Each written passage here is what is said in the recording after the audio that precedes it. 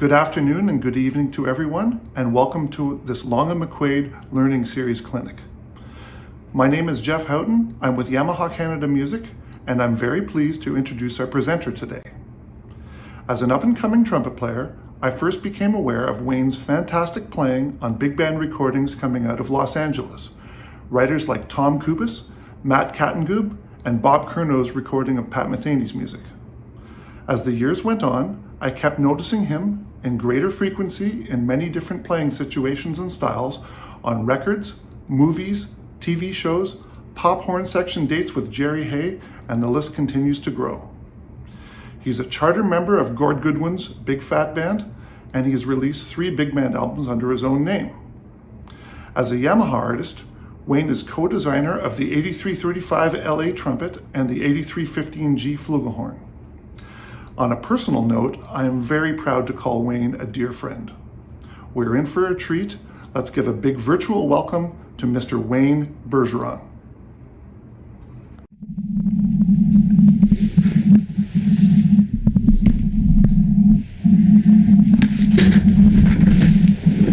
Hey everybody, this is Wayne Bergeron. Hopefully you can hear me. It's very lonely in here because I can't see anybody. But anyway, Matt, thank you for the lovely introduction, Jeff. And Matt, thank you for helping me with the technology on this thing today. My name is Wayne Bergeron, and I know that because it says that on my driver's license. And we're going to talk about some different things today. My clinic title, I know you might have noticed, says "Don't be an airhead." I had to give the clinic a title, so I decided to give it. We'll talk about air a little bit. We're going to talk about a lot of other trumpet things besides just that, obviously. And I want to take your questions. So when you type questions in, Matt will feed them to me because I can't see any of you or hear any of you. So that's the way this will work today. I'll give you a little bit of history about myself, just so maybe you understand where I'm coming from. I started as a French horn player, and my French horn was destroyed when I was young by vandals, and I switched to trumpet. And one of the interesting things that happened to me when I switched from French horn to trumpet, this was in the 7th grade, is because of the shape of the mouthpiece, the French horn very much like a V, and trumpet, a cup-shaped mouthpiece. So the resistance of that, when I played into a trumpet for the first time, I had some kind of instant range and I was squeaking out some high notes. So I've been at this since I was 12 years old. I knew for the first time I played a double high C when I was a kid, and I got attention for it, that I was destined to become a first trumpet player of some sort, and it's what I've always wanted to do, and it's been my passion ever since. And so luckily I kind of discovered some things at an early age. It's probably why I still play the trumpet today, because I had a little bit of head start on some things. Now, I wasn't a very good musician when I was a kid, and music didn't come easily to me. I had the physical aspect down, but some other things I had to work on very hard, of course. I developed a lot of bad habits, like many young players do. I used excessive pressure. If you could have seen me when I was a kid, I looked something like this, And I would grab the ring of the trumpet like this, and I would pull these off. Right, this little ring right here. I would actually pull this off of the trumpet. I used so much pressure. I think that was probably too much pressure. I'm just guessing. So that's my advice, is don't pull that off.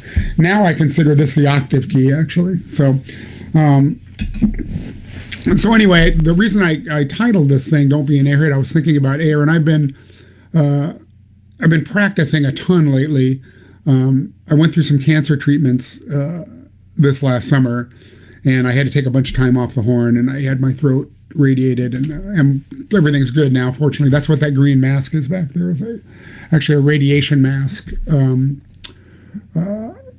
that would hold my face down while I was being radiated. It's not a Hannibal Lecter costume or anything like that. And I just kind of keep it there to remind me, So anyway, I'm practicing a bunch, and I'm getting my playing back together, so I'm discovering a lot of things, and I'm trying to apply the things that I've taught to other students over the years. I'm having to, practice what I preach right now and apply them to myself.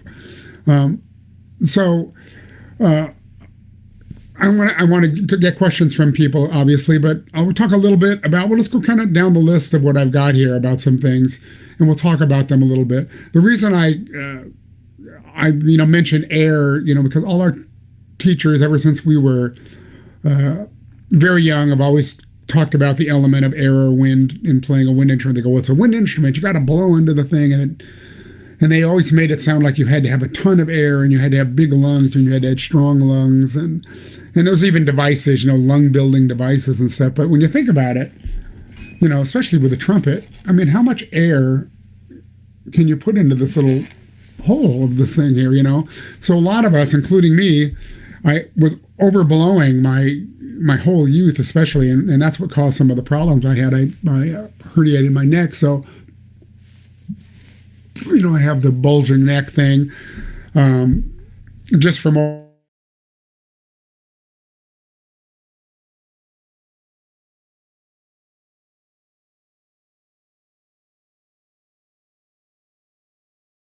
from when I was young. So if there's any young people watching, maybe some of these things, just says my internet connection is unstable. Hopefully you can still hear me.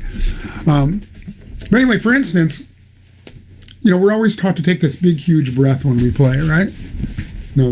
So however you do that, I see people going, you watch the people that the Maynard Ferguson disciples are always going, doing all this stuff. And actually Maynard always told me that was just show business. He took in a full breath, but all the other stuff was just antics. But if you think about that, I always breathe for the phrase that I'm going to play.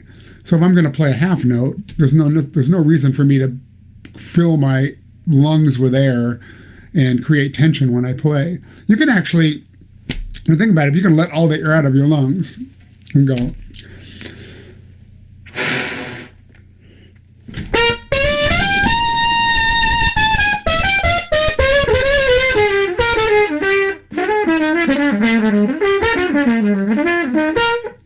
and you can still play a long phrase. And I emptied my lungs, which I thought were empty anyway, until I started playing. Because when you blow air into the instrument, you hit resistance, and it keeps you from using all that air up, right?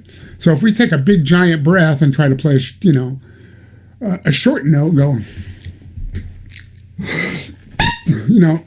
I got all this tension in my neck. My chances of missing that note are a lot greater because I've created so much tension as opposed to going, right? Take a nice breath, let some air out and decompress, and then play. You'll find that you have plenty of air without over-tanking. And that's why we get dizzy. I know sometimes people get dizzy when they play, young players especially, hit a high C. And what's happening is you've taken so much air in, and then when you blow into this thing, the floodgates stop. You go, whoop! And so now you're compressing this air into your lungs, and it's turning into poison. And it makes us dizzy and obviously get head rushes and things like that. So there's just that's why I wanted to mention a couple of common myths about what we do. And I'm all for economy of air, especially at this point as I'm coming back, because I don't have the strength and the wind capacity I had before cancer. And it's coming back. But I'm finding now that I've gone to some little smaller back bore on my mouthpiece and getting my equipment a little more efficient. And it's actually working well for me right now. So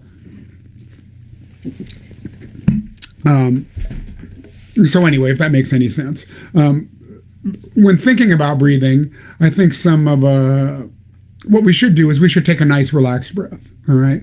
A lot of young players, I see them getting very tense, going, and they've got tension when they're taking the air. And I think using an open syllable, like oh, or, home, the word home, go, you feel how nice and relaxed the air goes in, right?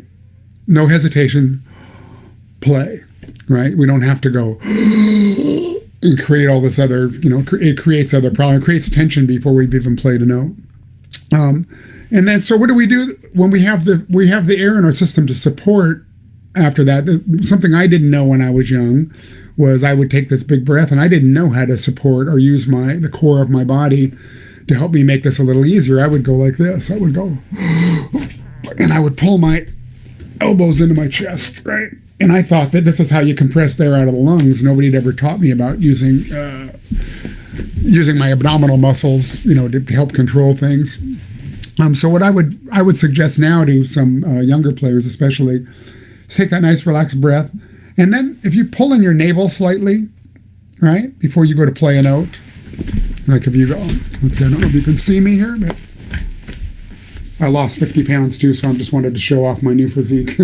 So, and then you pull in the navel slightly here, just slightly. Then when you go to play, I kind of focus everything in that navel as if everything is coming from there. And what that does is takes the tension out of the upper body and puts it in the core of the body where it's actually needed, instead of up here in the chest and the shoulders. So it frees the sound up, and it keeps getting from that pinch, that nasally sound that that you can get from going where you're grunting when you play. So it's one of the many bad habits I've been trying to overcome. My entire life, actually. I've gotten a little bit better at it. And so, so even playing, when you talk about playing high notes, it takes less air to play a high C than it does to play a low C, but I see people taking way more air in to play a high C, right? And that creates a problem. A low C is kind of, I equate different frequencies with like weights. Okay, so I talked about the abdomen, playing from the abdomen area or the core of the body when you're playing. But if you play a low C, you don't have to. Your teacher might say support, and immediately somebody will tighten up the abdomen. Well, you don't need to. You don't need to do that. The instrument will do it for you with resistance. So if you hit a low C, I look at that like it weighs 2 ounces. It's like lifting this pencil, right?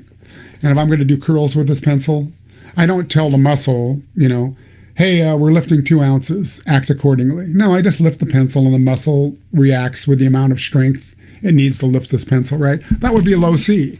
So if I'm playing a low C, I'm not real tense down here. There's support, but right, I'm not tight. Now, if I was going to play 1 octave higher than that and play a B-flat concert in the staff, that's going to it's got more resistance here, right? So that's like lifting a few pounds. So that might be lifting something a little heavier, right? The muscle's going to react. The muscle's going to react to how much I'm lifting. It's the same thing with playing. I'm going to hit resistance. Resistance is like the weight, and it makes the abdomen muscles react. So if I get to that note,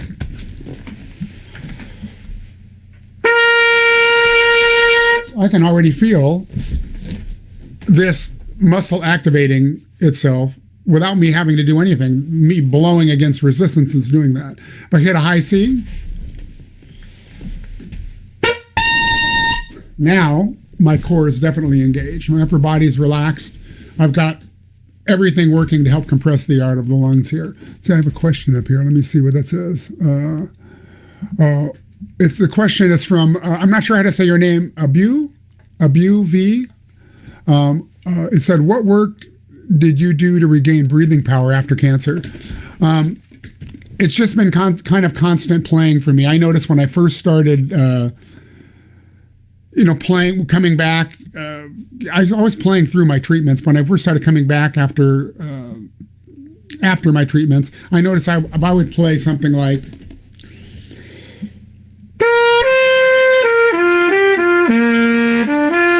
right there, I would need a breath. And I'd have to take a breath there in the middle of almost every exercise. And I realized how I had no lung power anymore, or no capacity, so I was doing the opposite of what I was just telling you. I was taking these giant breaths, and I still couldn't get through this phrase. But as I kept playing just every day, I'm going at it pretty hard. I've just noticed improvement. And I don't think it's lung power or anything like that. I think it's just my body healing. And as I heal, it takes less energy for me to play. So now I can play much longer phrases. It's improved greatly even in the last couple of months. So that's helped me quite a bit. But it was frustrating at first. I'd go to play and I just had nothing. I had no power. My sound was very thin. it shows you how we use the core of our body, and if that is not strong, not that it takes physical strength to play, but it does take a certain amount. You have to be able to control the airstream, and that comes from being able to control the muscles of the body as well as the embouchure and other things. So somebody else asked, do you implement wedge breathing? I do. Matter of fact, through this, Bobby Hsu is a very, very good friend of mine. And I took a lesson with him about a couple of months ago, actually. And I've studied with Bobby before, and I've never really done anything to the letter of the law, even though I've taken his advice. But I'm thinking now I'm really concentrating on the wedge breath and actually breathing into the abdomen, or pretending like you're breathing into the abdomen, and then filling up I'm filling up like from the bottom to the top, lifting my shoulders a little bit, and then compressing down here at the navel like I was talking about. So basically, I was giving you the Cliff Notes version of the wedge breath, which I'm working really hard on now to make it second nature to me, and I'm finding that as well as helping me improve. So, I think Bobby Hsu may be one of the greatest brass educators of our time, the last 100 years, in my opinion. I mean, look how many trumpet players he's helped, and he's my go-to person for anything when I'm ever having any kind of chop problems or any issues. So another question here from Garrison. Sometimes I feel compressed and sometimes it won't work. Could you say something specifically on compression, please? We have to understand what compression is, if you don't. Compression is when it's resistance, like lifting a weight or blowing into this. When you blow into this thing, you hit that place where the air won't go through. That's why I'm talking about it doesn't take as much air. We're trying to blow air through this thing where air is not really going through this. We're just activating molecules in the instrument to make it make sound. A lot of problem when you're saying it won't work or you feel compressed, a lot of times that issue is because the aperture, which is, in my opinion, the most important part of the mechanism, and we can get into that a little bit more important than the embouchure to me, and more important than air. I think the aperture controls more than anything, and it's really under-discussed. And all the books, the Arben's book and Schlossberg book, they don't even discuss the aperture, or barely. They don't talk about it. But it's the reed, right? But this aperture, if the space is not big enough for the amount of air you're using, you're going to feel very compressed. For instance, if I'm playing something soft,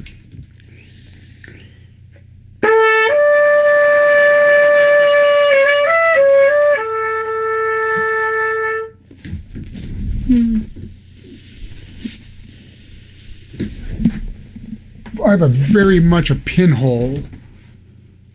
Like when I attack that first note, I'm almost kind of like I'm spitting out a piece of thread. There's just a pinhole of air coming through there. If I'm set like that and I try to play loud, try to play something loud or high, or even just loud,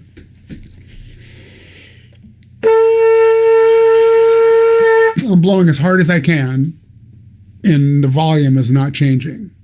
It doesn't matter. This is your volume control right here. It's not air, because this, you won't get any louder until this opens up. So understanding how the aperture works, in a nutshell, just to give a very simple description, small for pianissimo and large for fortissimo. And that's how we control the volume. So we don't go small to go higher, like a lot of people tend to do. We go small to get softer, right? So on the other end of that, I've played with many trumpet players, especially trumpet players that play loud. People play in drum and bugle corps or marching band or big band, and that's all they do. And they play loud, so their aperture is always big, kind of, right? And they can make a great sound up in the upper register, maybe. But then if you ask them to play something soft, they get this.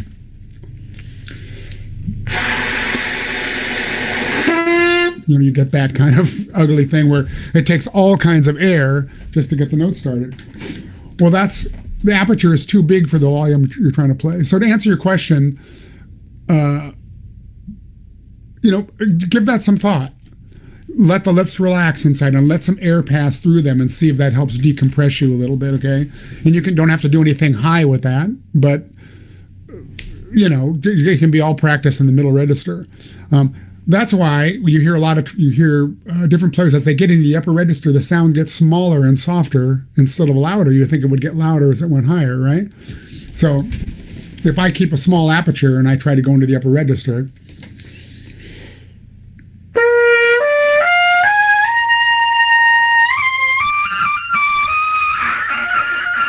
you start getting a double buzz because there's nowhere for the air to go. You're getting smaller and smaller, and eventually it's the point of no return. To play big band, that bravura kind of big band sound, this is going to be pretty open.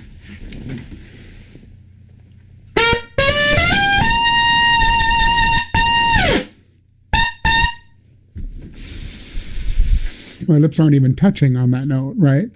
For that volume, I can do that. I can blow air between the two reeds, as we'll call them here, and get them to vibrate independently, and that's where that volume comes from, that big space. If you ever watch Maynard Ferguson play, he'd put his tongue right between his lips and go, and he'd open his lips wide open, and he'd wrap his chops around the mouthpiece and use a ton of pressure to keep that compression in there, right? Not the picture-perfect embouchure, to teach somebody, but he did pretty well, I don't know if you noticed, throughout his career, and he had an incredible sound in the upper register, and I talked to him about that on many occasions, actually, and about the aperture, which he didn't know much about, but he equated everything to an opera singer. He tried to keep everything open, including the lips.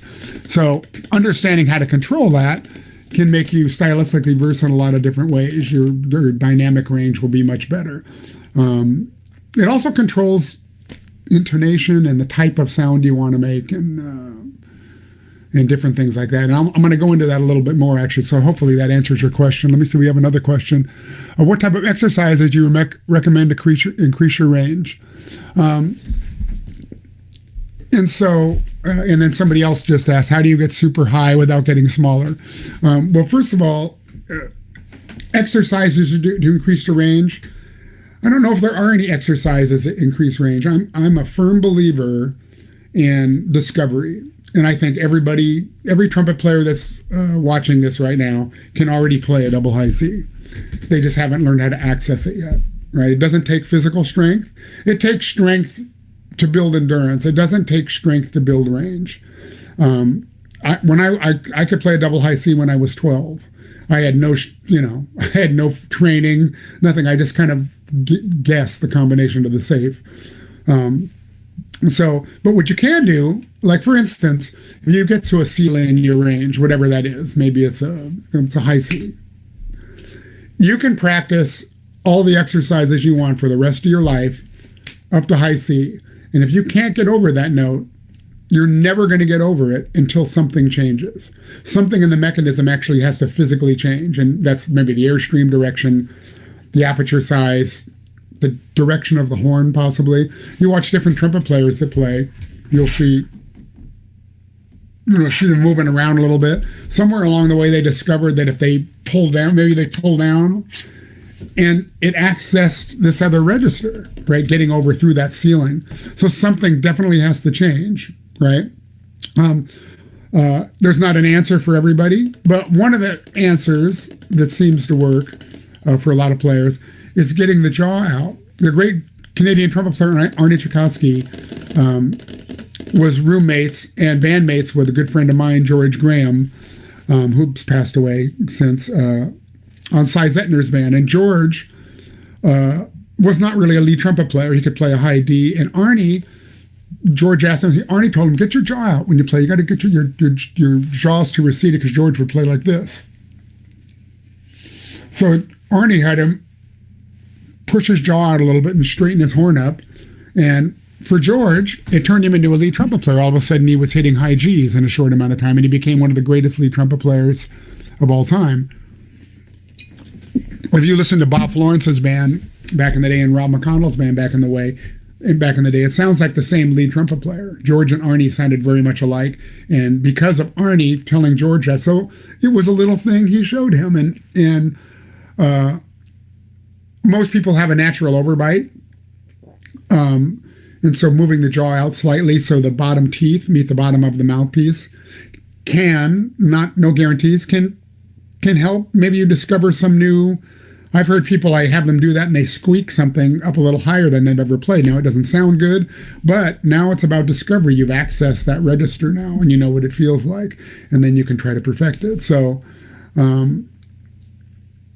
don't mean you don't practice, and I would say go in small increments and trying to, if you can't play above a high C, try some different things like this, and maybe it will break that ceiling for you. I had a student that could play a high E one time, great high E too. He could play, knock the walls down, could not play one note higher. And I was looking at his embouchure and it looked picture perfect. And I'm going, man, I can't fix this. I mean, I'm not a very good teacher. So I started experimenting around while he was playing, and I started moving the mouthpiece, up and pulling down on it, and pushing to the side, and not really getting too much results, mostly negative results. And then I had him hit that note, and I pushed up on his bell just slightly, and he went to a high G. He went up a minor third. So all it was for this person was the slightest little pressure shift here broke him through the ceiling. So now he discovered these other notes. And once you get through that ceiling, or your falsetto, I call it, when we get over that break, it's like going into your attic. You go up there, go, wow, man, there's a bunch of other notes up here. And for most trumpet players that play in the upper register, it's after that high G. That high G becomes the big wall. There's a big brick wall after high G. But once you get over it, you can usually play higher than the next note because you gain this new, and it's like a falsetto for a singer. I mean, that's how I equate it. Anyway, and mine is at that same place at about high G where my break is. It's actually, since my cancer thing, it's moved, which is another issue I'm dealing with, recovery. And that's, maybe I'll demonstrate some of my weaknesses here in a minute. Let me look at some of these other questions. How do you get super high without getting smaller? Well, that's where air comes in, or creating compression with air. Because if the lips are further apart, we have to use more fuel, which would be our air, to meet the compression, right? Because if lips are further apart, like I demonstrated soft, you won't get a sound. You get that, right? But if I blow hard,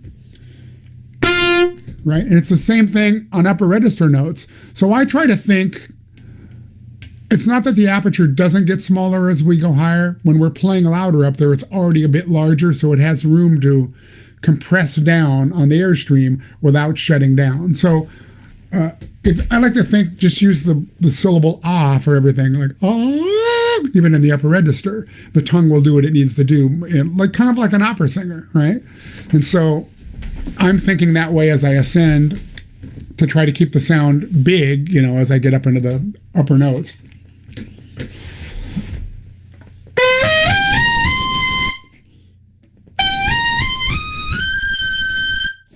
Right? So the A, that high A, is just as loud as the lower octave, right? Now I'm having to create a lot of compression to get the lips to vibrate that far apart. And it's a weird thing, and there's a lot of people that might disagree with that concept. I think that our lips are very much like an oboe reed, right? So you would never cram the two oboe reeds together, then force them apart to make sound. They're already apart, and you blow air between them, and the reeds vibrate on a cushion of air. Our lips are very much like that, and so when you think about that, you start thinking about resonating sound instead of buzzing high notes. Because I can't really buzz high notes, if I try to buzz,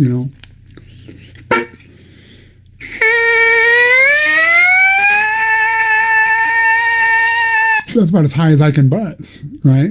So something else is happening. How am I playing those notes if I'm not buzzing them? I'm blowing between the two reeds and creating compression, and the instrument is doing this for me. It's not my lips, being amplified by the horn, if that makes sense. So if you use an ah syllable, it might trigger this, so you can try this. Like just try playing something wide open, like even just the C in the staff, and don't worry about the attack. Just go, ha. It sounds horrible attack, and it's going flat at the end. I hear all that, right? But then try playing a high C that same way.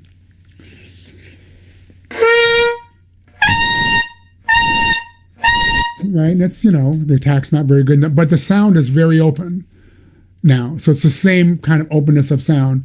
And then when you put your tongue up in position to lock that into place without raising it way up and just still using an ensemble, it will lock the note into place with that big sound.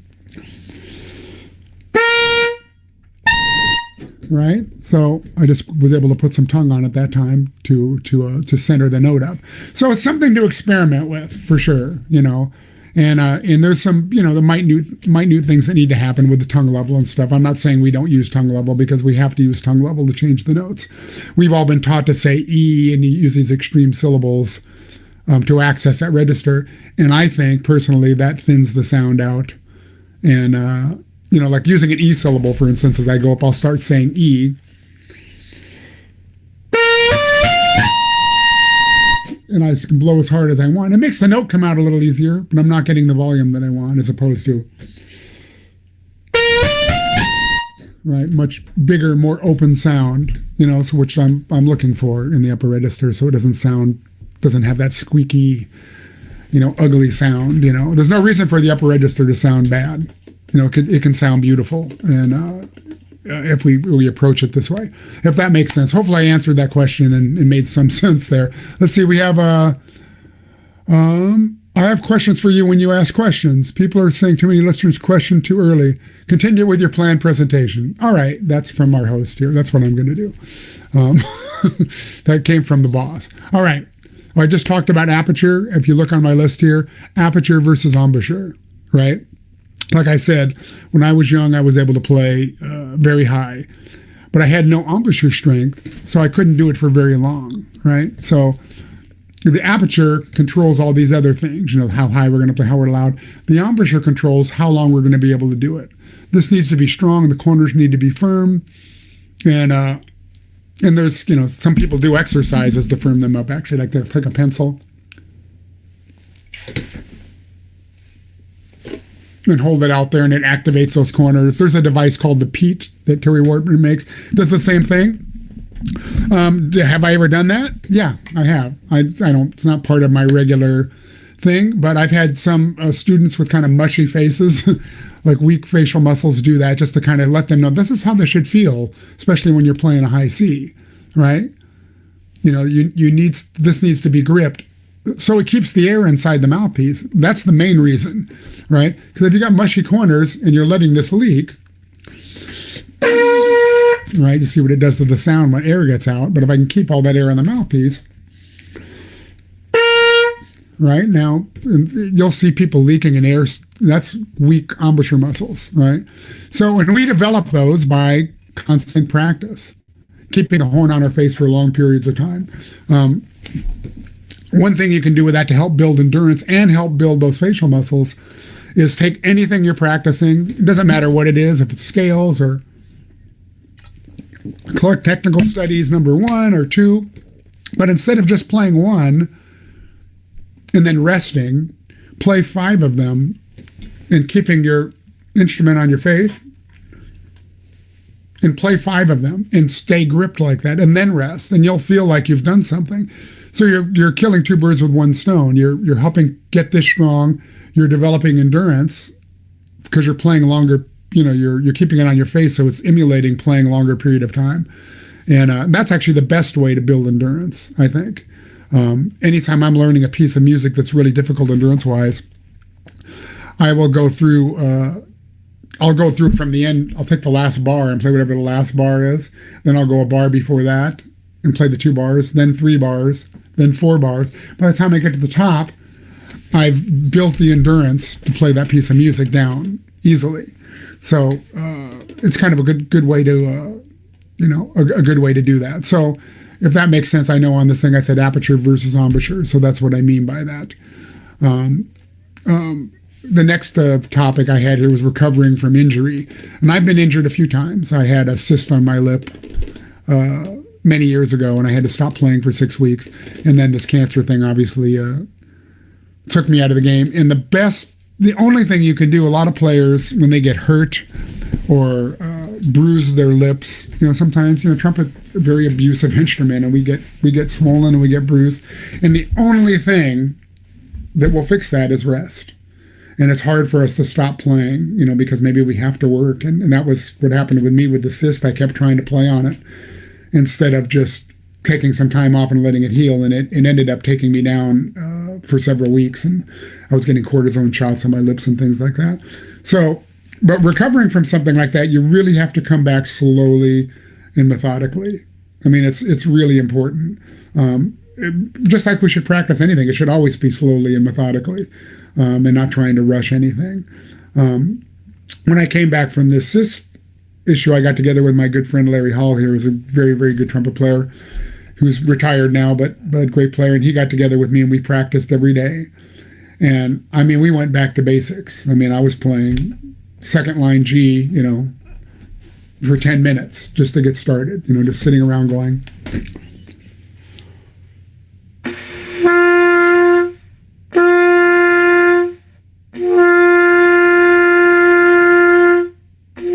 And just trying to get an attack and get it not to go fa, with air attacks. And then we did some very slow, soft scale. All the playing I did was soft. So it's really important when you're coming back from an injury or warming up or anything. It's always good to start soft. Start from a place of elegance instead of brute force. And brute force will work for so long, but it ends up causing more problems in the long run. I like the idea of starting my day when I warm up with whatever I'm going to do first on the horn, to see if I can play that second line G, which is a good place to start because it's an easy note to play, to see if I can get it to start without the tongue and without any force. And if I can do that, then my warm up is not going to take very long because I'm already way ahead of the game. But if I played really hard the night before and my chops are swollen, I've got to do something to fix that. So I look at every day like I start every day like I'm rebuilding my embouchure from scratch, no matter what. Start the same way every day. I start with the second line G.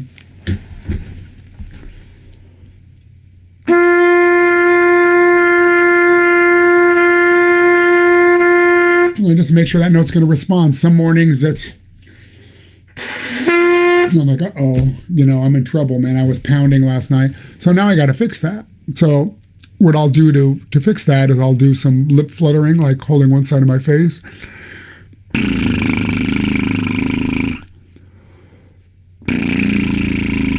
This is some of Bobby Shoe stuff, actually, other side. And really letting this vibrate, the cheeks and everything, to get blood into the cheeks, right? And then I try to get this space small again because it's the reason I'm airballing those notes, because it's big because I've been playing loud. So I might go to the lips alone first.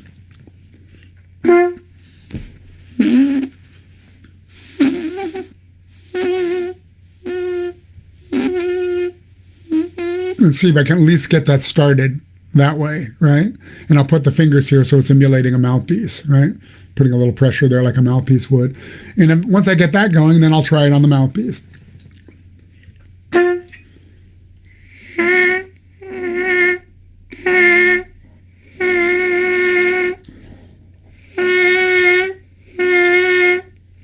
I'll keep going at it till that clears up a little bit. Then I'll go to the horn and play that same note. And usually doing that a little bit kind of fixes that. It brings everything back in to that place of elegance and soft volume, right? And that's a good foundation, a good place to start. It's easy to play loud. It's easy to, open your chops way up and play loud. It's hard to get the other way. So I always start from that place because I never know what I'm going to play when I go into work. If I go into a recording session, I don't know if it's going to be something delicate and soft, or piccolo trumpet, or big band, or Dixieland, or whatever, ska band. I have no idea what it's going to be. But I always have to be prepared for it to be something soft and elegant. And that's the thing that's most difficult for me. So it's something that it's always the place I go to. I make sure I kind of get that together. So the first cue that comes up on the stand is a soft exposed trumpet solo, I've got a fighting chance of not embarrassing myself too much, That all comes from the conditioning of the reeds every morning. And that's why as trumpet players, and French horn players especially, it takes us a lot longer to get warmed up.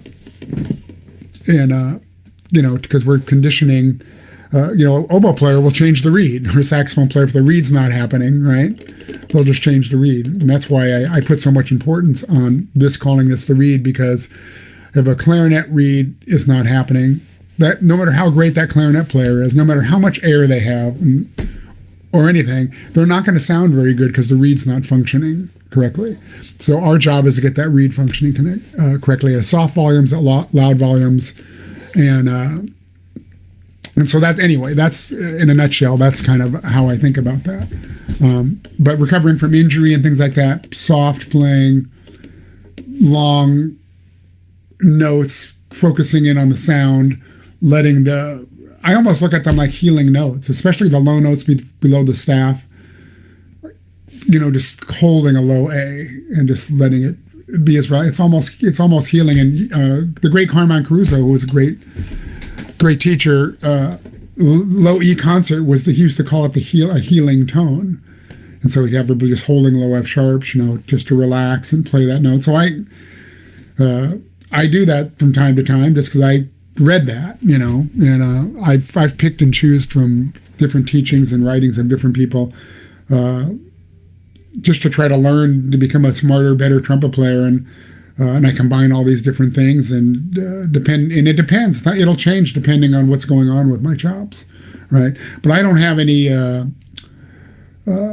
There's no time for surprises for me. I have to be ready to go to work. So I get to when I get to recording session, I'm there an hour early, and I'm making sure getting everything together to make sure it's going to work. So when the red light is on, I've got a fighting chance. To have a good performance, right? The next thing on my list here is endurance, and I talked about that a little bit, and I talked about one of the ways to build endurance, and that's the only time you'll hear me use the word build, is when it comes to endurance, because that's something we do have to build, right? So one way was the physical way I was showing you, but keeping the mouthpiece on the face for long periods of time and keeping your embouchure gripped, and that's actually a kind of Carmine Caruso approach. In his books, Brass Calisthenics, he does all these long exercises where you're keeping the horn on your face for a long period, and I do some of that myself now in little increments, because it can be painful, but I'll practice that way. So I'm always getting an endurance exercise. But the other way to think about endurance is, I mentioned the name George Graham earlier, and George was 22 years my senior at the time, and we were playing in Tom Kubis's big band together, and I was split lead and he was first trumpet player. And he could just leave me in the dust. I couldn't even keep up with him, man. He would just play and play and play and never run out of fuel and never run out of chops. And I'd be huffing and puffing, trying to keep up with him, volume-wise, and I would blow my chops out. And so I'd ask him, George, man, how do you do this? And tell me the magic potion, man. How the heck do you do that? You're so efficient. And he said, basically, it's very simple. He goes, I'm a slacker, man. He goes, I never give over 75%. And I was going, I didn't know what that meant. And he goes, I give 100% musically and 75% physically. And so what he did is he trained himself, and he probably got that from Arnie, that advice. He trained himself to not blow as hard, so I was talking about air earlier, not tank up so much and try to use so much air, and use what's appropriate for what he has to play. So he told me, he goes, if you don't mind me being so bold, Wayne, he goes, I think you're a fine player. He goes, but I always feel like you're overblowing. He goes, you sound real loud right next to me, but I think out front you're not projecting. And so I didn't get offended or anything. I was thinking, well, okay, So I immediately started thinking about the 75% rule. And the next things I started playing, I started thinking about that. He goes, man, you're just as loud. Nothing's changed. He goes, you're just using less fuel now. And I noticed as I played, I started thinking about that. And as I started playing, man, I was lasting longer and longer and longer and using less fuel and becoming a more efficient trumpet player just from him planting that one little seed in my brain. Because if you think about, I don't know if it'll come across here on the microphone, if you blow as hard as you can, just like overblow a note, right, I'm blowing as hard as I can, and it made my ears ring, and in my head it was going, and made my throat hurt, but it was loud, right? Or it was loud to me in the room. Now, if I back off, a bit, and play that same note.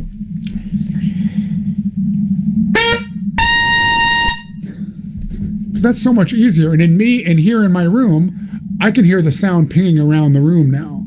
So I know my sound is projecting more now, and it's not just loud around the bell, right? So that's what happens when we overblow. We think we're getting really loud, but we're just hearing ourselves off the side of the bell bed, or the sound is no longer projecting. And so, the people in the cheap seats have to be able to hear you. And I know many trumpet players that play really loud like that, and I go out in front of the band and I can never hear them. So there's something to be said for that. So it's a very simple, the 75% rule, I call it. And it's worked very well for me, and it's changed my life, actually, in many ways, because it made me a more efficient player. Instantly, I was playing, longer phrases, being able to get to the end of the chart, access a little easier. And that's what we want to do. We've got to get from point A to point Z without running out of fuel, right? If that makes sense. And all because of that, now I have a buffer too. If I need to blow a little louder, if somebody says, hey, I need you to be slightly louder, I got 25% to work with. I have a turbo on my car now, right? I don't have the gas pedal down all the way to play every note. And this way you can make more music as well. If you're overblowing and giving 100% to play, there's no room for nuance, right? So it is all about music. That's what I've been told anyway. So we want to be able to phrase and have that cushion. And so eventually, the lips get tired of having the mouthpiece on there. The corners get tired. We start overblowing, and it happens to every trumpet player I know when we get really tired. And at that point, we've hit the wall, and the race is over. You've lost. You can use brute force for a minute, and it might get you through the last couple of tunes, but you're going to really pay the price the next day. So the object is to not get to that place. I try to get to that place where I'm not up against the ropes, and I'm not out of fuel at the end of the gig. So I pace myself through. I try to play musically and play smart, much like a prize fighter plays smart. They don't put everything they have into every jab, right? Sometimes it's just to score a point. So maybe a unison phrase, we're backing off a little bit because it's unison. There's no reason. So you save some fuel, right? And then when it's time to hit the shout chorus, then we put our foot on the gas a little bit, right? But we don't have to floor. We just enough to be in front of the pack, right? If that makes sense, okay? I think we got another question here. Let's see here. I'm 16 years old, and I'm a lead trumpet player in my band. My double Ds are not slotting, and when they do, I can't hold it for very long. Do you have any tips on how to have better endurance? Well, first of all, if you're hitting a double high D, you're doing something very right. So you're complaining about not being able to hold a double high D. I can't really hold a double high D very well. It's, you're at the extreme range of the trumpet. If we're talking about the same note, are we talking about this note? Or are we talking about that note? Right? So that note is going to be very difficult to slot and hold out. If it's not slotting, it's probably because the aperture is too small up there, once again. And so you might want to think about figuring out a way to make that slightly more open and then use more compression to keep the note going. But I'm impressed that you're 16-year-olds and play double high D. I could do that when I was a kid too, but I never asked any smart questions like that. So I just was kind of a lughead and beat my head against the wall with it. But those are my tips on better endurance, the things I just mentioned a moment ago, about practicing with it on your face for a long time and then thinking about backing off the energy, And I don't mean, backing way off. I'm just talking about backing off a little bit. And it'll improve everything. I'm sorry, it says, never mind, the questions above has been answered by the comments. Sorry, I'm not seeing all these comments because I'm talking and there's a lot of stuff going on here. So anyway, if that makes sense. The next thing on my list here I had was musical styles and sounds. Okay, so talking about the aperture earlier, controlling a lot of things, right? It also controls the type of sound we want to make. And this can be done with mouthpieces and horns and things like that as well. But if you think about when you want to play clear and soft, this has to be small. But if you want to play diffused and smoky and airy, that has to be a little bit larger. So you have to break the rule a little bit. Like the lips have to be, the aperture has to be a little bigger and not use quite enough air. So if you want to do like a Chet Baker sounding thing, Right,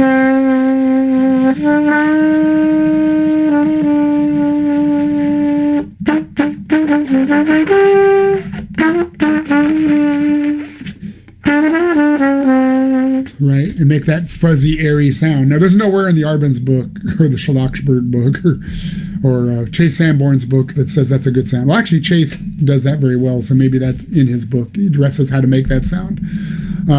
But in most trumpet, cornet literature anyway, that would be considered a horrible sound.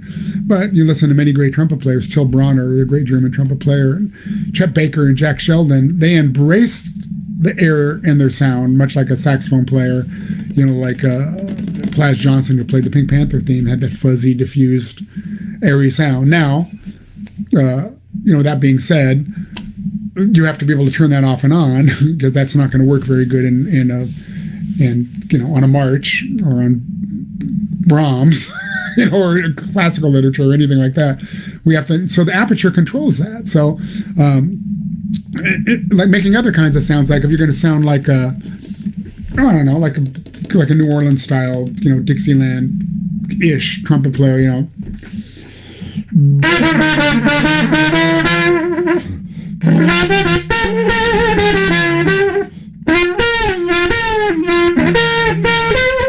right? And you can hear the grunts and the growling and the airiness. It's kind of a combination of all things that would be considered bad for certain styles of music. But in jazz, there's sounds that are inherent in the sound of jazz.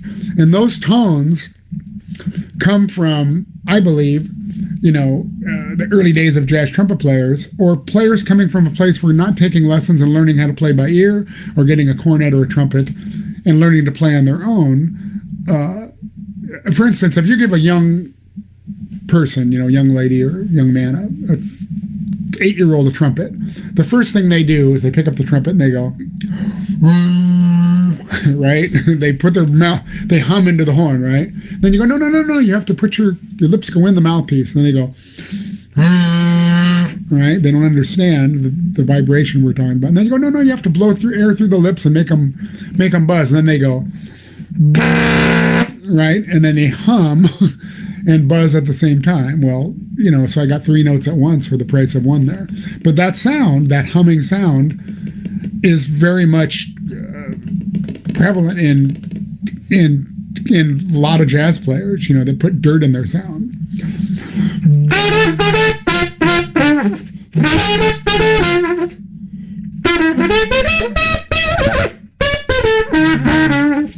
You hear it in Louis Armstrong sound and a lot of different trumpet player sound, and giving that grit and that grunt and and that thing that gives that music it's what it needs to have to sound like that, right? If I play that same thing really clear,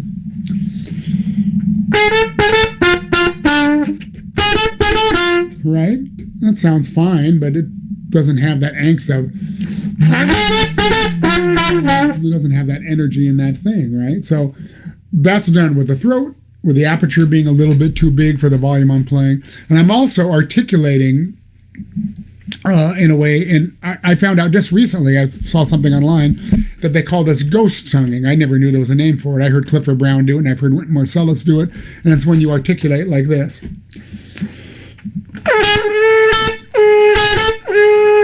Like you're stopping the sound with your tongue. Right? And that sounds horrible. Of course, you wouldn't really want to play. You wouldn't want to play pictures like that, probably, right? But, playing some other things.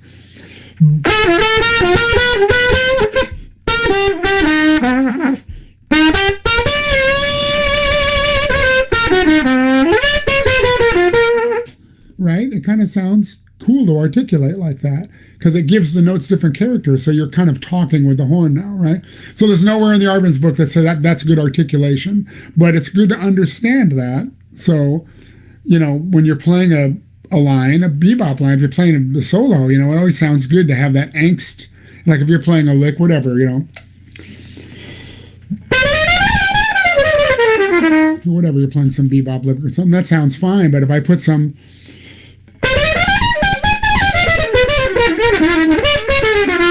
I put some of that in there. It gives it some soul, gives it some stuff.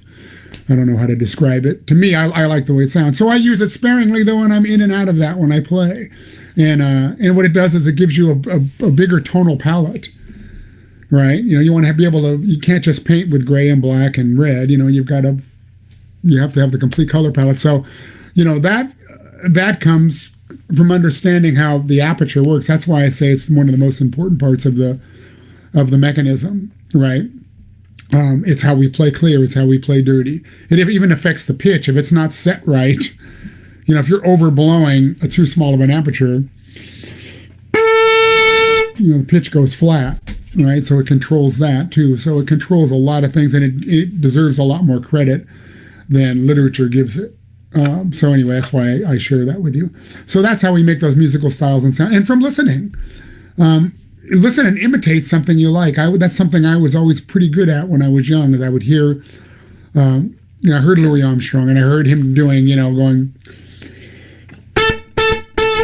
and the note coming apart at the end, like, well, how's he doing that? What is that? His vibrato would get out of control, like, right? So I started shaking the horn and going, and I kind of got that sound. My teacher said, yeah, that's it. Listen to it. So I started kind of imitating Louis and some different trumpet players that played from that era. And Harry James did that too, even, years later, very fast vibrato, players in the 40s, 30s, 40s, they used a very fast vibrato, that same tune,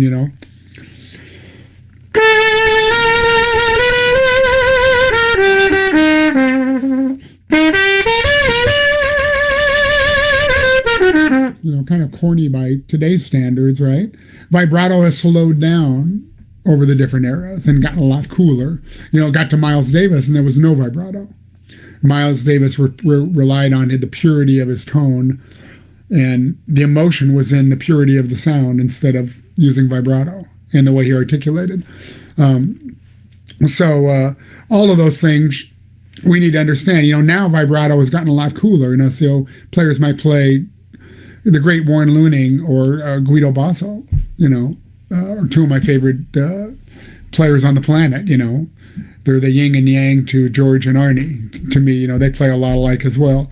But they got that cool, they can make their sound fuzzy, they can make their sound clear, they use that cool vibrato, like the slower.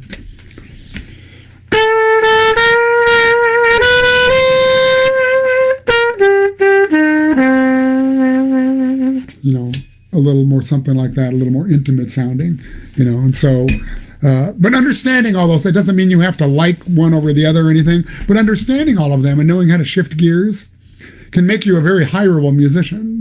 Let's face it, a lot of us would like to, play our instrument and make some money, get hired.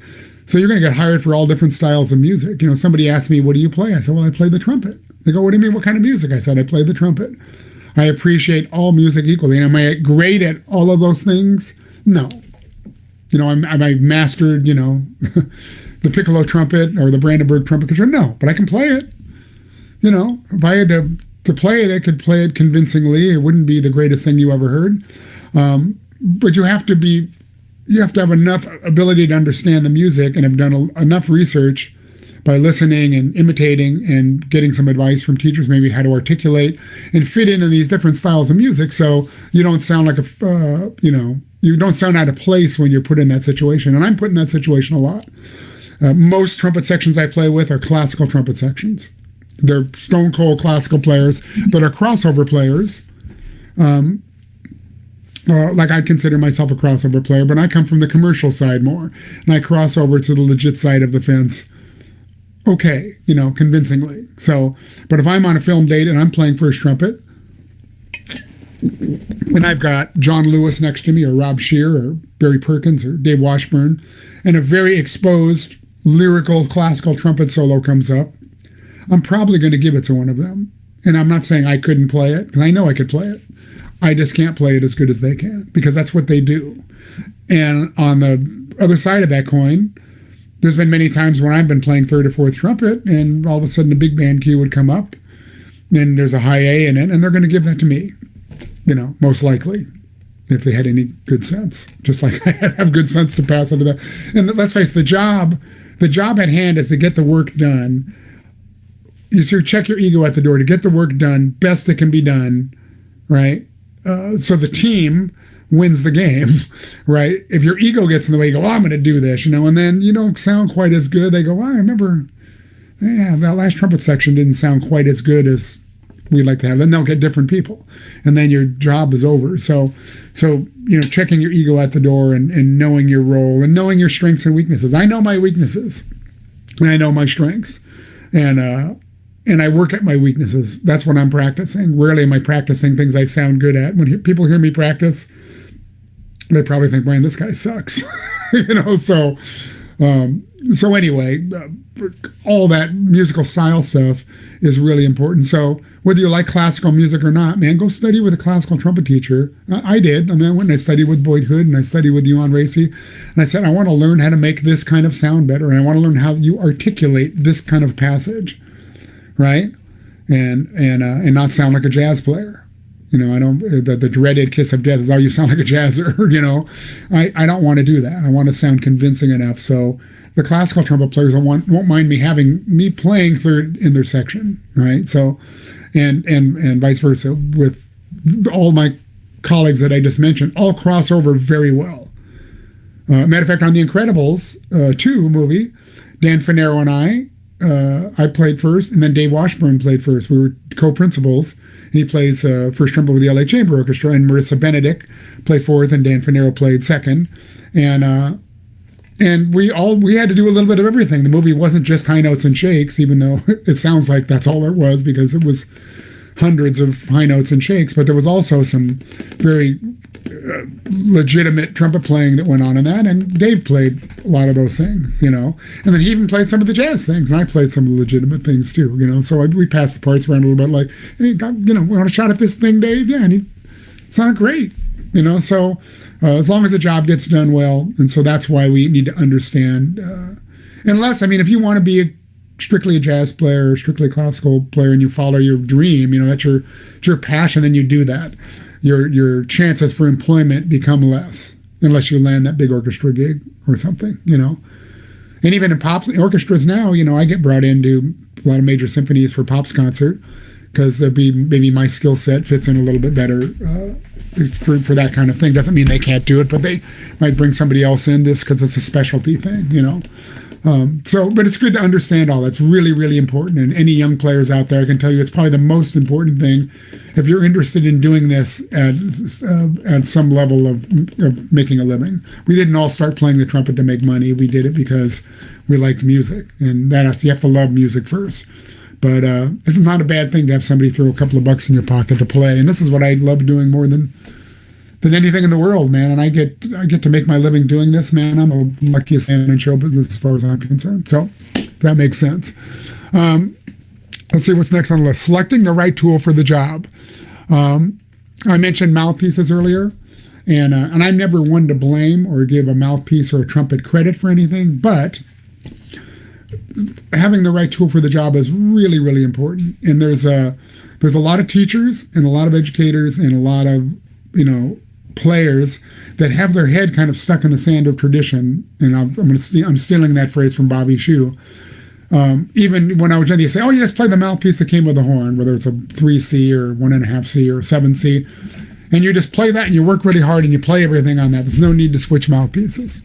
Which is, if you think of today's standards and how difficult the music's gotten and how extreme the ranges have gotten, it doesn't mean that can't be done. But it can't be done on one mouthpiece by every different person, because a 7C, which comes with most trumpets because it's in the middle, is usually too small for somebody with big fleshy lips. That size might be too small. It'd be way too big for a young player with a really small face and really thin lips. A 7C becomes this, becomes so large that they develop embouchure problems early on, right? And it's why many young players fail when they're getting started. I would start a beginner on a much smaller rim circumference-wise because they've got small faces. Let's face it, right? So you wouldn't wear a size 12 shoe, if you wear a size 7. You wouldn't wear that big of a shoe. You'd be tripping and falling over it, and that's what happens. in this situation. That's why one size mouthpiece doesn't fit all, right? So finding the right tool for the job. To just use some of Bobby Shue's information. Bobby Shue's probably the most efficient trumpet player I've ever met. He just turned 80 years old the other day, and I guarantee you, if he was on the Zoom call with us, he could pick up his horn and he could play about anything, and he could play up to a double high C very easily. And I've seen him do it. And he's learned that having a mouthpiece that will generate more compression, we were talking about compression, is going to help you for certain kinds of things. So having a mouthpiece that's a little shallower, possibly, and then the right circumference that fits your face size, of course, the right shoe size for your face, right?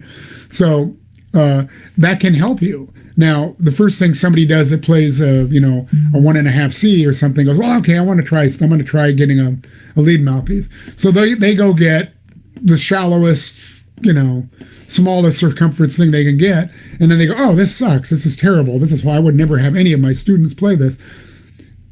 Well, you're going way too extreme. First of all, you only have to go in small increments. So if I was a Bach player, which I'm not, but if I played a 1.5 C and I was looking for something to generate a little more compression, I would go to a 1.5 D or a 1.5 E, because that cup coming in is what generates compression, right?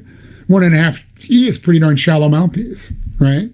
I wouldn't necessarily come in this way unless needed, unless this feels too big, When this gets big, it takes a lot of muscle here to support that aperture, because this is, there's a lot of room for error in there now, right? So for as far as mouthpiece, that's why one size doesn't fit all. And then for me personally, it doesn't mean you have to have 10 mouthpieces, but we switched, we go to the right tool for the job. If you're going to play the Brandenburg Trumpet Concerto, you're probably not going to play it on a B flat or a C trumpet. I mean, I'm not saying it can't be done, but I've never seen anybody do it. They're going to play it on a piccolo trumpet, and then they're going to put it, in the proper key. I mean, some people might play it on a C pick. I know Dave Washburn does, but it's the right tool for the job. So the B flat trumpet would be playing like playing a 1.5 C and playing lead trumpet on Maynard Ferguson's band, and maybe you can do it. I'm not saying it can't be done, because I know Byron Stripling played something equivalent to a 1.5 C and could play lead on it. He has really fleshy lips, though, right? And so if you have fleshy lips, more lip is going into the mouthpiece, and it's making that mouthpiece shallower. So that mouthpiece is not as deep as it would be for somebody with really flat, thin lips, right? So understanding that the physical makeup of your face here has a lot to do with the size mouthpiece you're going to play. So I can't play. I have pretty fleshy lips, so I can't play anything too shallow because I bottom out on it. So my mouthpiece, I don't know if you can see, this is my smallest, my lead kind of thing, but it's a cup there. It's not a pea shooter. And I've heard people playing really shallow mouthpieces and sound great, but they have to get their lips out of the mouthpiece and stretch back, or they have thinner lips. So for me, this is as shallow as I can go. And I think my rule of thumb with this is play the biggest mouthpiece you can play and get around the horn and do everything you need to do. Or get the smallest mouthpiece you can play and be able to get around the horn and do everything you can do. And that is the same mouthpiece. It's how you get to that equation. You can think about it as the biggest mouthpiece or the smallest mouthpiece, and you can usually find that sweet spot, right? I've seen a lot of players playing mouthpieces that are too big for them and they're leaking out the sides. And so I always recommend getting them to come in this way a little bit to help support that aperture a little bit. And but in small increments. It's got to be small increments. And changing mouthpiece isn't cheating. There's no such thing as a cheater mouthpiece. I've heard that term used many times. There's no cheating. If that's cheating, then switching to a piccolo trumpet is cheating, or switching to an E flat trumpet or a D trumpet. It's not cheating. It's it's making the music accessible, so it can be played. It makes it a little less difficult, and it can sound more elegant. And can sound more musical. As far instead of the other approach of being stubborn, going, I just do everything on a B flat trumpet. Well, that's pretty ridiculous in most cases, and I'm not saying there's probably some trumpet players that can do it, and I haven't met them yet. I know Mel Boreals played B flat trumpet, in the opera and everything. So he preferred B-flat trumpet, but I'm sure that when things were high and more Baroque in nature, he went to a smaller horn and maybe even a smaller setup here. So it's just good common sense to do that. I have a few different mouthpieces.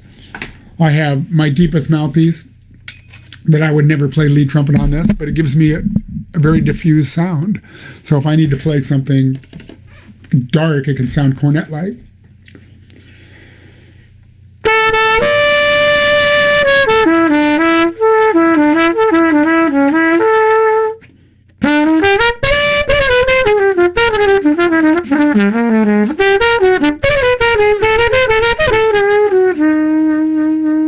Right, it makes it really easy for me to make that smoky sound I was trying to make on my other mouthpiece. But just to hear the difference the mouthpiece can make.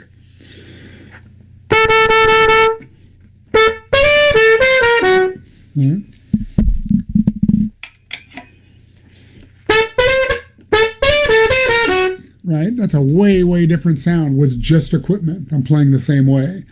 So that second sound might be more desirable to get over a loud situation, or something. So no shame in trying some different things and trying some different setups. Just while we're talking about equipment, this particular instrument I play is a 8335 LA trumpet, and I was co-designer of this instrument. I know Jeff mentioned that in my introduction. This is a brand new version of the next generation of this horn, and this is the first pre-production prototype, they call this. And I've had it for a month now.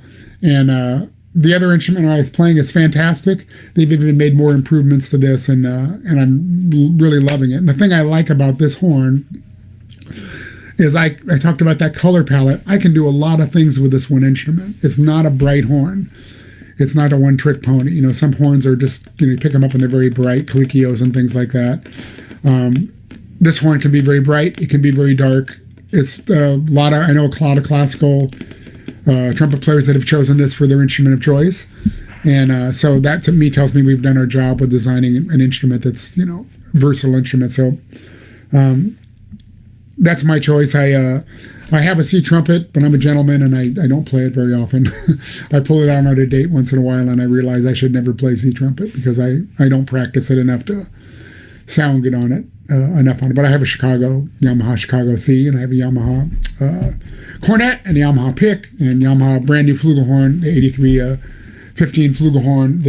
This is the brand new pre-production model of this as well, and both improvements over even if I didn't know how they were going to improve the horn I was playing, but through some different annealing process and different things, they've really done a fantastic job with it. So, and just so while I'm talking about equipment, I'll tell you what I play. I play GR mouthpieces, Gary Radke Technologies, and he's outside of Milwaukee, and he makes, he's just a brilliant mouthpiece maker and acoustician, if that's a word. And I've been playing on his mouthpiece for many years now, and as I was going through my treatments, and I said I didn't have the air I needed to sustain things. That's why I have this tape on here. He made me a mouthpiece with a smaller backbore and some tighter elements to it, so I would have more to blow against for compression. And now just today, as a matter of fact, I went back to the original one, which is the 2 backbore. The other one was a 1 backbore and it made smaller, and now that's feeling small to me again. So now I know I'm making progress. So he gave me that tool to. So anyway, that's my spiel on equipment. Let's see, what's the last thing I have? One mouthpiece in that field. That was my last thing.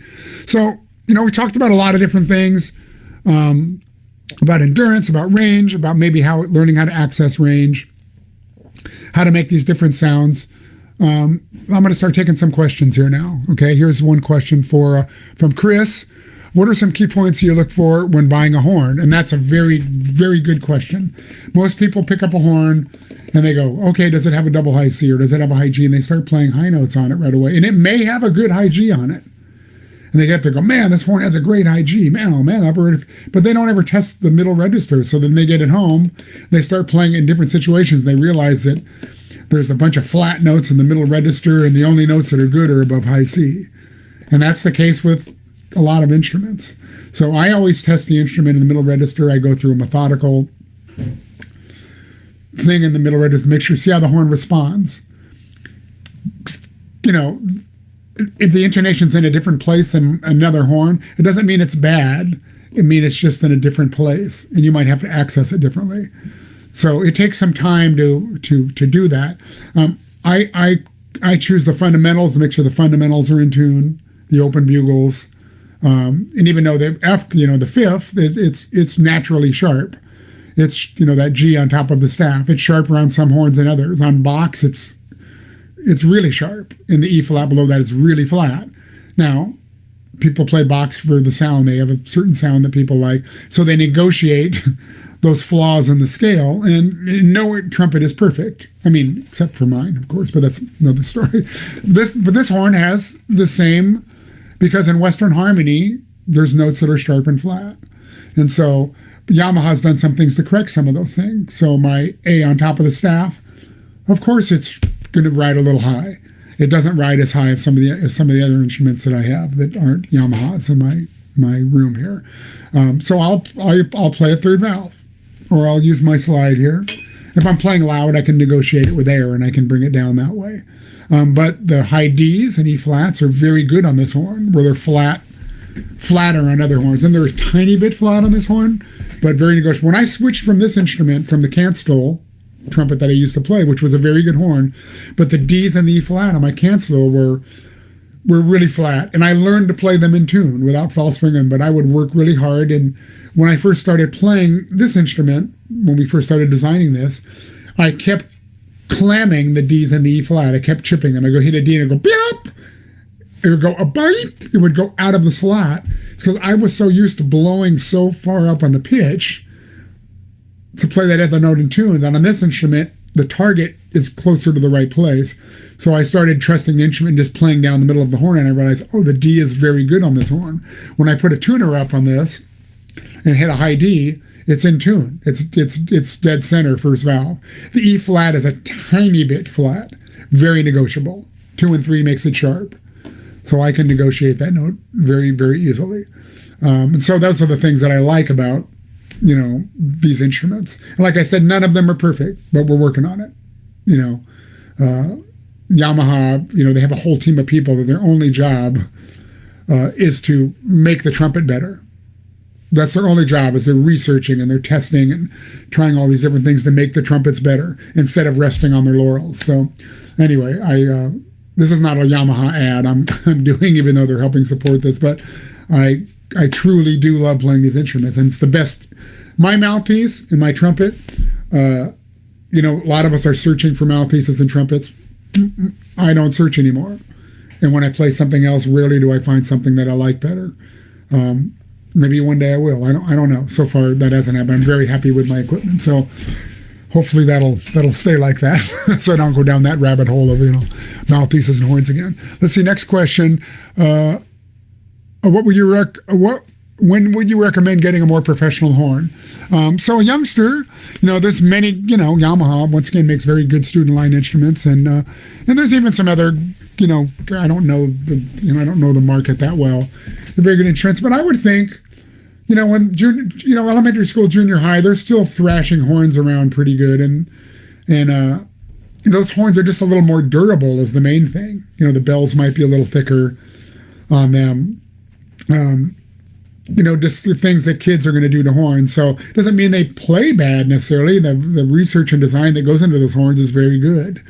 So I would say, if somebody's at very advanced level in junior high, then do it then. Or getting into high school if they feel like, man, this player's really progressing, then move them into a pro line horn, and it'll probably be just fine, and it doesn't necessarily mean you have to have, like, one size doesn't fit all. Like people like different things, and we're all different. We like different things that we hear from mouthpieces and horns. So one person might like the Bobby Shoe model, one person might like a Zeno. And like my colleague Dan Fernero, he likes the New York model Yamaha. I play that horn, and it doesn't work for me at all. Not at all. I mean, if I pick that up, I don't think I could play it. But he sounds magnificent on it. So we all kind of like something different. They all blow a little different. So we have to go for sound and comfort of playing first. I mean, sound, and does it easy? Are you fighting it? If you're fighting it, you'll know right away that it's the wrong instrument for you. So if that makes sense. Let's see what's next here. Oh, Richie Thaler. Hey, Rich, how you doing, man? Richie is a great young trumpet player, and I'm not sure if he's still in high school. He might be a senior this year. Oh yeah, he's choosing where to go to college. And I gave him a lesson when I was in Boston, and this young man can play the trumpet. He's got a blazing high G and great lead player. And he says, I was wondering what's the most important factor to consider when choosing where to go to college for music? And that's a very good question. If you're going to, it depends on what you want to do.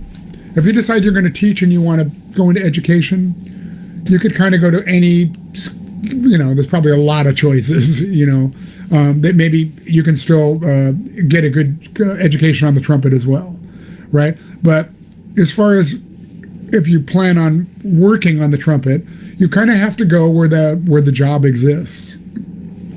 So Los Angeles is a melting pot.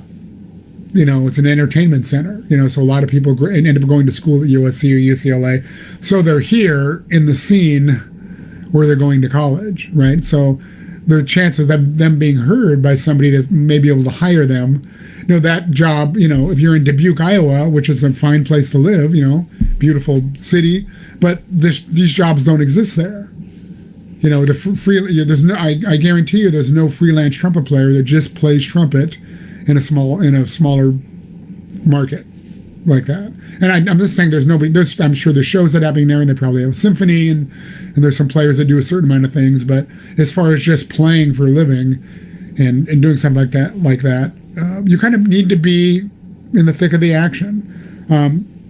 You could go to New York, go to Juilliard, the New School. They're all great There's many, it's hard to pick one.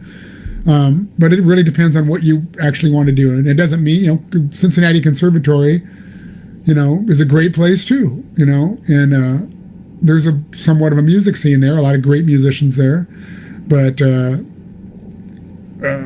it can be a springboard too. You get into a place like that and actually maybe start working as a musician on some level, what work there is, and then you outgrow that situation and go, man, I'm looking for bigger and better things, man. I'm going to go to LA, or I'm going to whatever. I want to try to be my luck and see if I can be a studio musician. And so you would come out and you'd have to meet people. You have to take lessons with people that do that work so they can hear you play and maybe possibly give you an opportunity to do something like that. Because let's face it, it's who you know.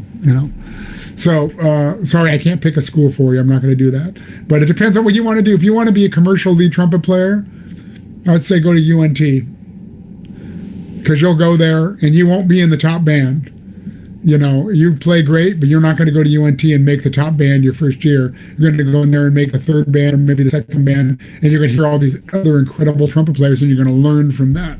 It's going to be this friendly, competitive atmosphere because that school generates all these great players, and many, many great trumpet players have come out of UNT, and saxophone players and bone players, and moved to LA, and many of them are colleagues of mine that I've worked with now that went to college, way back in the day, went there way back in the day. So, so that's my suggestion. I don't know. I can't pick a school for you, but I can maybe call me or something. We can talk about that. Let's see. Another question: was it really important to be is it really important to be Royal Conservative certified if you wish to study music in college, university? I'm not. I didn't finish college. I ended up going on the road, so I never got a degree, and I did okay. But in this environment now, I wish I could go back in time, and I would have done it differently, and I would have, gone to college. But talking about going to conservatory, like in England, for instance, when you're in high school, you go to high school, and then you go to a trade school. You go to the Royal Conservatory and you just study music, right?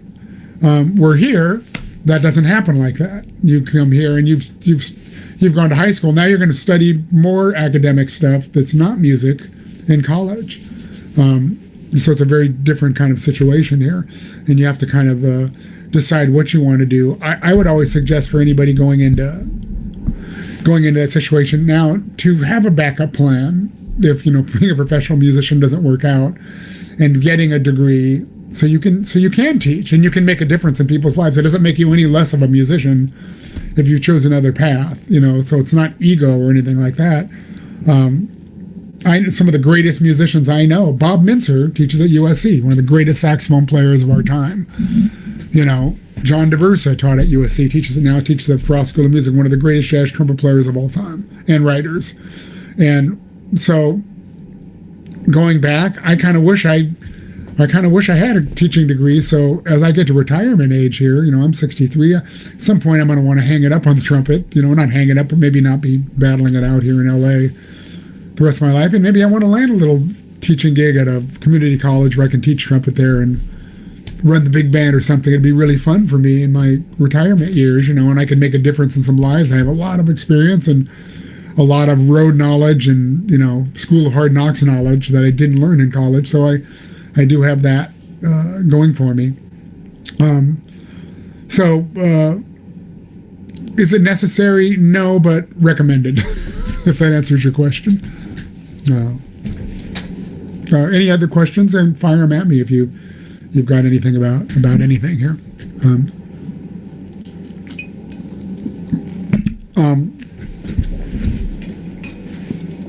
Through my work going away, just to tell you a little bit about what I've one above. Hang on a second here. I was going to go into something else. One above question. He says, let's see.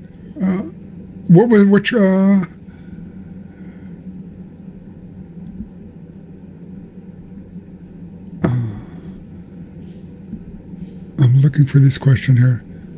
I don't see that question above that I missed, actually. Oh yeah, here we go. I see it now. Obviously love your range and sound, but really dig your improvisational solos as well. Did you transcribe other players or another method? Well, thank you for that, because that's a great compliment to me, because I did not grow up being an improviser. I was a lead trumpet player, and I was told when I was young, you either play lead or you play jazz, and that was really bad advice. But as I got older, I started dabbling and trying to learn to be a little bit better. So to answer your question, I have transcribed some solos, and I'm transcribing solos now. Matter of fact, somewhere on my stand here I have, it's over there maybe, this trumpet player Till Bronner that I mentioned, who you should all know about. He's a German trumpet player, and he's really one of my favorite players. He sings and he does pop music as well, but he's got a record called The Good Life, an album called The Good Life, and I just transcribed 3 solos from that. They're the most lyrical, beautiful things ever, and if you look at it on paper, it makes such sense, and there's certain licks that you can take out of those things. So there's like a little 2/5 lick in one of his solos that he plays. It goes, let's see if I can remember it.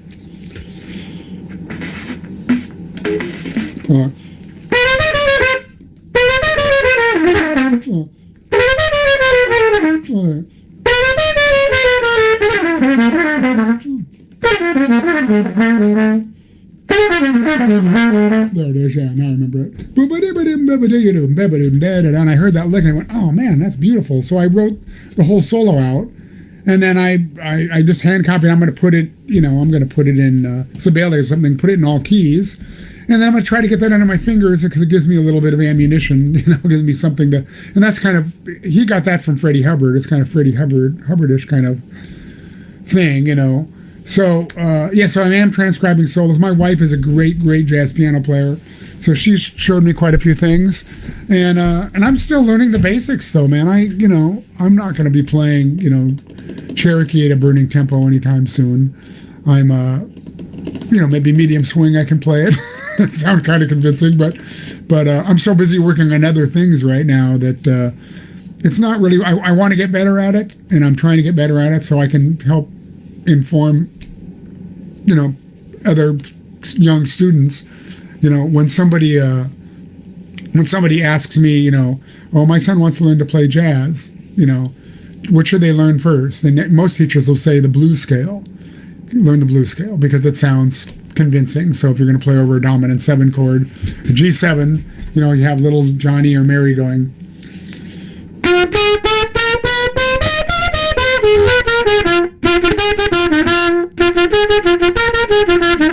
play their little solo and they base it on all those notes, and that's great and all, but it's not really the right notes in the chord. You're already playing extensions off the chord, and all it does is it gives the student a chance to kind of sound good, which is great. But I would teach them the dominant bebop scale first. So the dominant chord, right, are those notes. There's no B flat in there, and there's no D flat, right, in that chord, without an extension. So the dominant bebop scale is a major scale with both sevenths in it. So you'll hear that information in everybody's solos. That tonality you'll hear.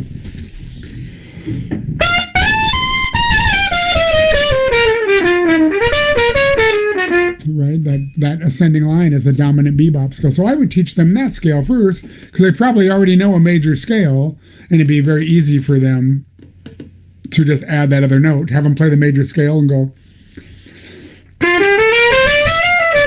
and then have them go,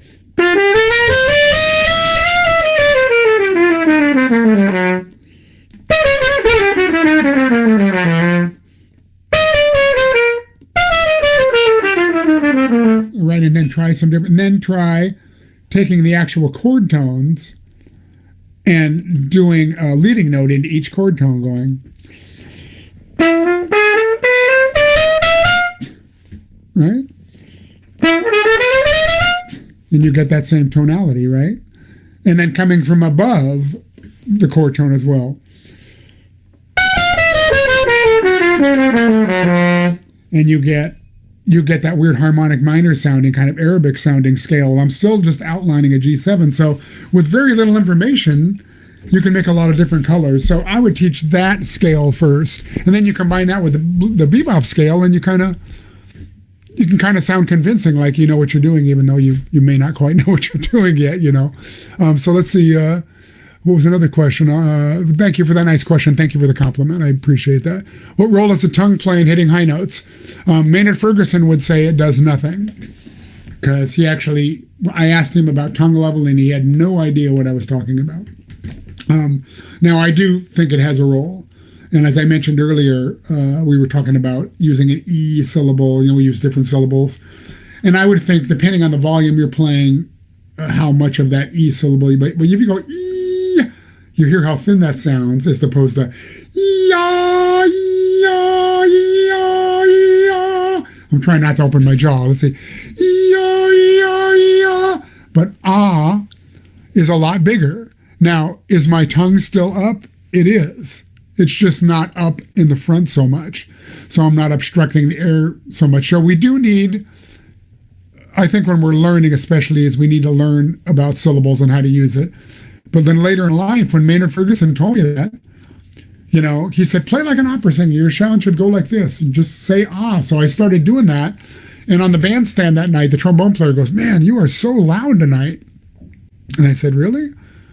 He goes, yeah, man, you're like, maybe it's just the room. He goes, man, I'm trying this thing Maynard showed me. I'm using a different syllable in the upper register. And he goes, man, you're really loud. And so that's what we want. I want to be as loud as possible. That's my goal. It's actually not my goal, but I became a more powerful player from not thinking about it so much. So I'm not saying don't do it. I'm not saying don't follow the advice that, that Charles Colin Flexibility says, because I did all of that when I was young, and it helped. I had a natural upper register when I was young, but it helped me develop it. So, but now I don't think about it so much. I kind of let the tongue do what it needs to do, and it kind of will. And when you're playing softer in the upper register, you need more tongue level. If you're playing the piccolo trumpet, it's half the size. You need smaller aperture and more tongue level. You need to make everything smaller to match the resistance you're going to get from the instrument. So if that makes any sense, and hopefully I answered that question. Let's see here. Brad Harrison said, what are your thoughts and tips on sight reading? How do you get better aside from doing it a lot? What would your advice be different for beginners versus more experienced players? For beginners, it's just like learning to read a textbook. And that's really, it's as simple as that. When we're in first grade and we're learning how to read and we're learning how to sound out different words,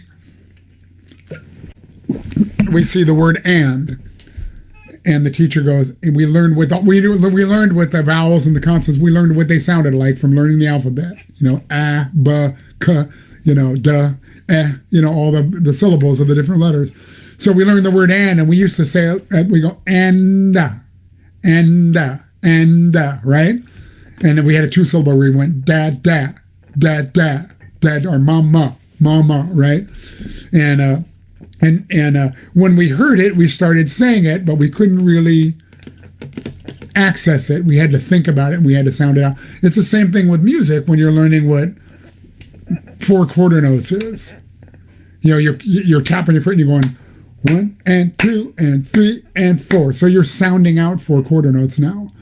Now, as we get older, when we learn to read text, we learn to identify words, right? When you see the word and, you don't sound it out anymore. You get and or the. You don't go the.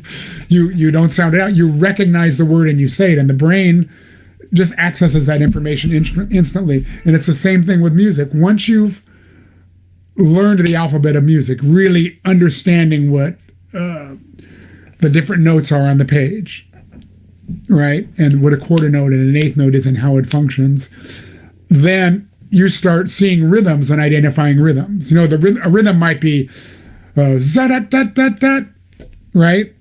And at a beginner would be going 1 and 2 and 3, and trying to mathematically sound that out. Is where a more advanced player that knows the alphabet better and knows the language better is going to look at that and go za-da-da-da-da. You're not even going to be thinking about counting it out.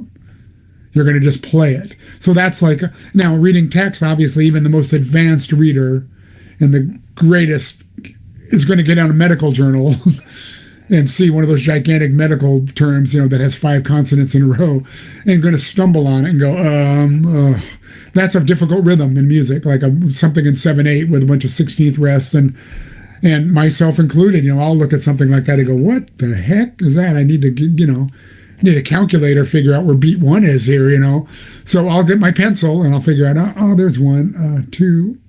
Oh, that rhythm is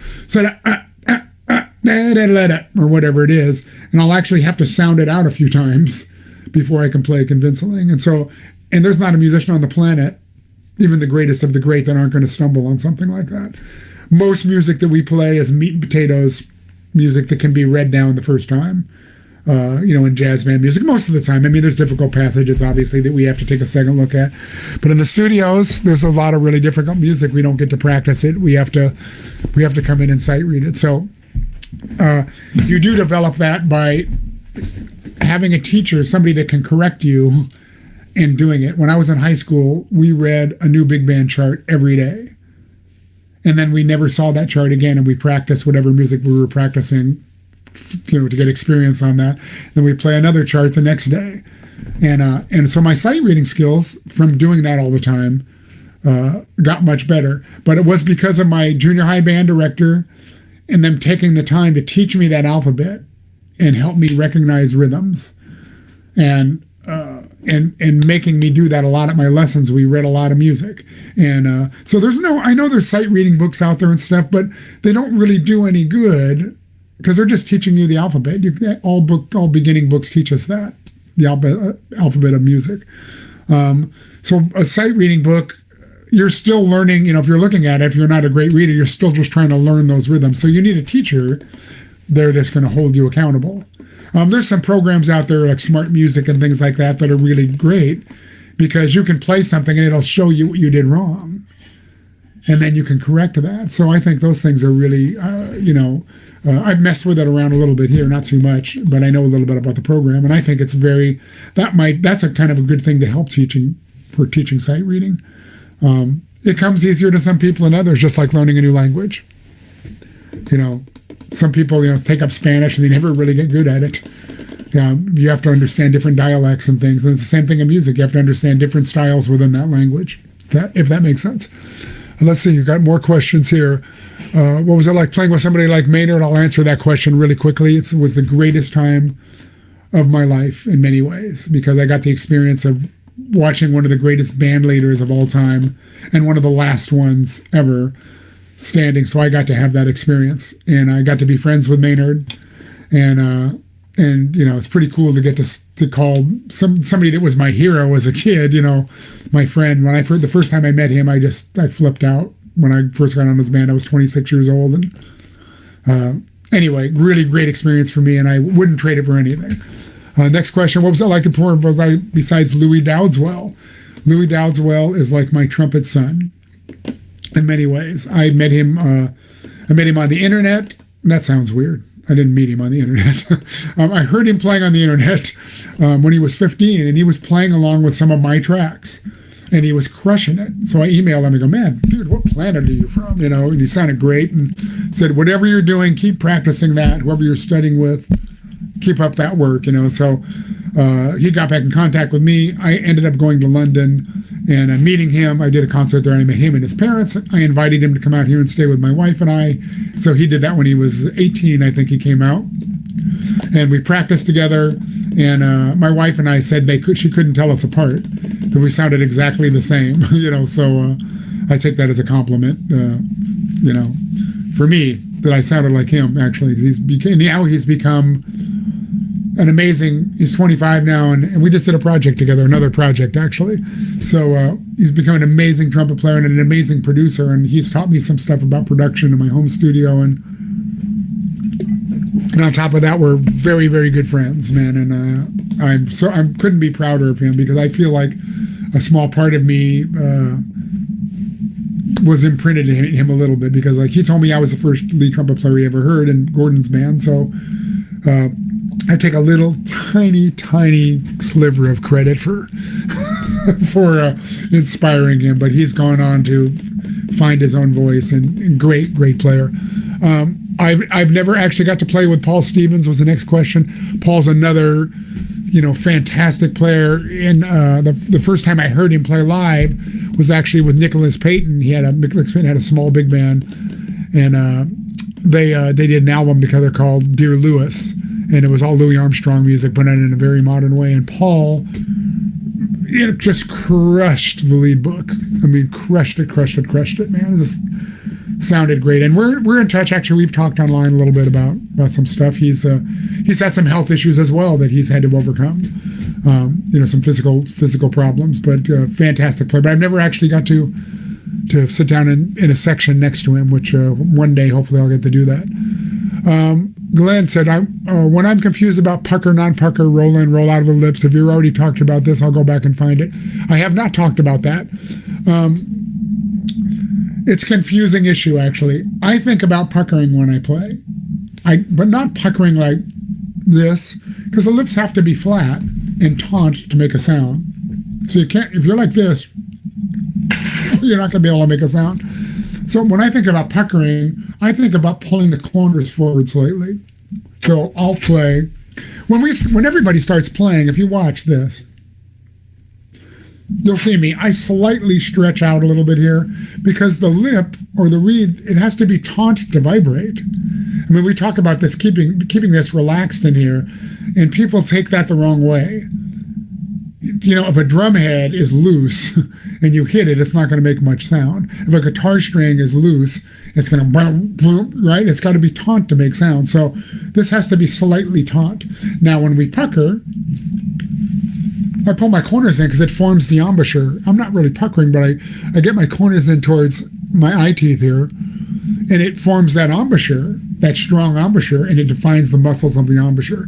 So when I think of pucker, that's what I think about. And some people will take that the wrong way and start trying to pucker. And as versus rolling and rolling out, I think it's a little bit different. Personally, I have my bottom lip is naturally,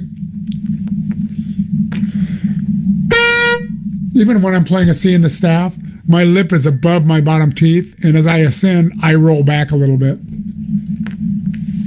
I roll that bottom lip over my teeth a little bit, and it's just natural for the way my lips meet my teeth, and it's the way I started playing when I was young. I've tried to analyze it a little bit, but I don't want to screw myself up, because I think, I read all these different things on different embouchures, and I want to analyze because I want to understand them, and maybe there's something in there that'll make me a better player. But rolling out, I've never thought about rolling out. I've heard that term used before. I've thought about thinking forward, but never rolling the lips out. Maybe tongue forward. I know that to land certain notes in the upper register, even though I'm saying my tongue comes forward to keep the ceiling on the notes. Like for instance, if I try to play a high F sharp or something and not let my tongue control the note,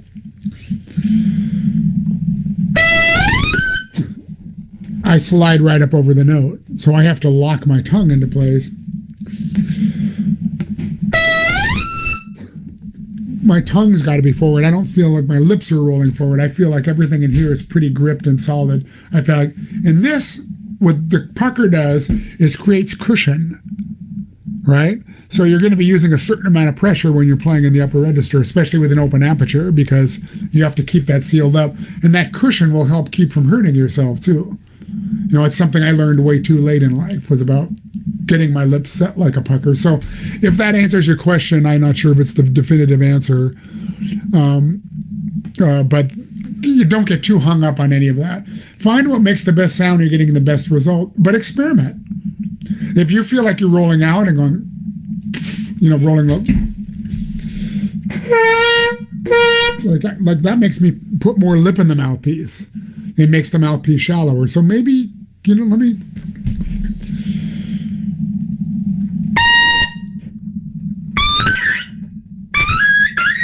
But doesn't really do me any good. I start hitting bottom because more lip is going in the mouthpiece. Now I'm hitting the bottom of the mouthpiece. And so the reeds can't vibrate anymore because they're slapping against something, if that makes any sense. And by the way, with all this, I'm talking about vibration. I'm not saying we don't buzz our mouthpieces or we don't any of that. I do a mouthpiece routine every day. I buzz my lips every day. I start with the lips, I go to the mouthpiece. Just the way the mouthpiece connects to the horn, I might have a different opinion than some people, on that.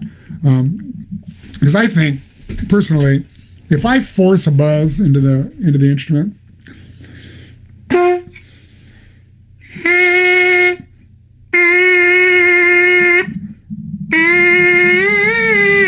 that sounds like a pretty good buzz, right? But if I put that buzz in the instrument and I don't change anything, I don't let the instrument do any of the work,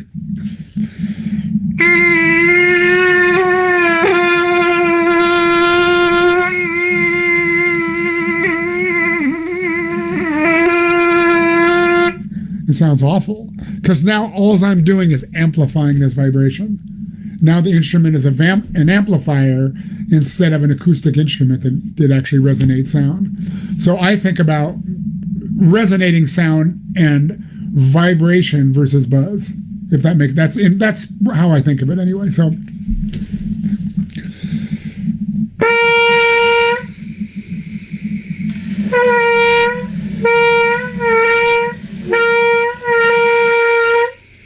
right. So that's when I blow air between the lips and make the reeds vibrate without slapping them together, and then put this in the horn, it creates vibration and it activates the molecules in the horn and makes sound. Because the trumpet will make notes without buzzing.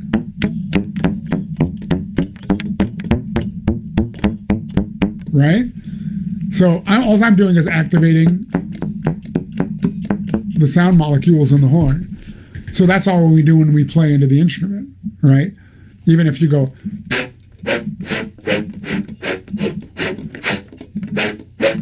just blowing into the mouthpiece, I'm getting the different pitches by changing the valves, right? So when we think about that when we blow into the instrument, and not think about buzzing so much, but think about vibrating or resonating. And if you think about it like a bassoon reed or an oboe reed, I think that's the ticket. Because a saxophone player would never take their mouthpiece and smash that reed into the top of the mouthpiece to go higher, because as soon as they hit, game over. Has to stay open, has to vibrate independently. And it's the same thing with the trumpet. So anyway, food for thought, and there's some different opinions on that, I know, and I'm sure there's some people watching going, don't listen to that guy, he's a witch. Don't listen to him, he's going to screw you up. And maybe Maybe I am. I don't know. But anyways, that's how I think about it. And I've had some success with them. I've had some success with students too, solving some problems. Let's see. Matt, I can take more questions. Yeah, I have 4 more on board. Go ahead and let me see those questions. No problem at all. Jeff Houghton, if you're out there listening, hi, buddy. Hey, Jeff Purnell, man. Oh, my God. Jeff is, I've known Jeff for a long time. I haven't seen him in many, many, many years. But a great trumpet player and very much expert on Claude Gordon in every way. And Claude was one of the greatest trumpet teachers the world has ever seen in many ways, And he said, Jeff asked if I had a daily practice routine. What is it? How many hours per day? What books are you currently working through? I don't have a current practice routine necessarily. I'm doing little bits and pieces of different things. I showed how I started earlier by just starting with a simple sound just to make sure that I can access the instrument with little effort. Another thing that I do is something out of Dan Rosenboom's book that's called Activating the Air, and it's something I start with because it gets me warmed up quickly. And basically, what you'll do, which if you can see my valves, is it involves some note bending. Then you go.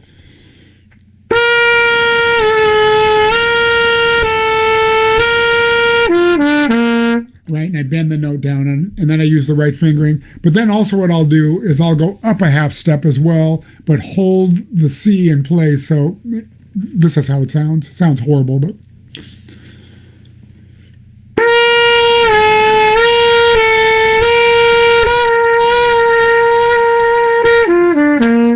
And then I'll take it a step further, and I'll bend down a step.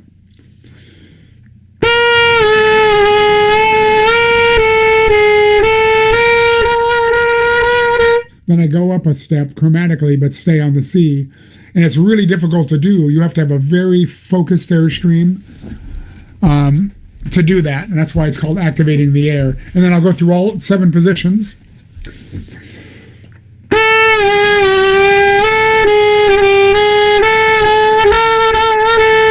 And when I'm warming up at work and people hear me doing that, my colleagues will go, people can hear you, right? That sounds awful. But after I go through all 7 positions, it's kind of got me going pretty good. Then I'll go on. I do some flexibility things that I've kind of made up. They're kind of based on different things, Schlossberg and different things. I will do some tonguing. I do like some single tonguing scales and things like that to make sure the front of the notes are happening. It won't be the same thing every day. Sometimes it is, sometimes it isn't. And just depending where I'm at, how it's feeling. If it's feeling good, I do less of that and I move on. And then I'll start trying to access the upper register a little bit just to see how it feels. And I'll see if I can play a high C,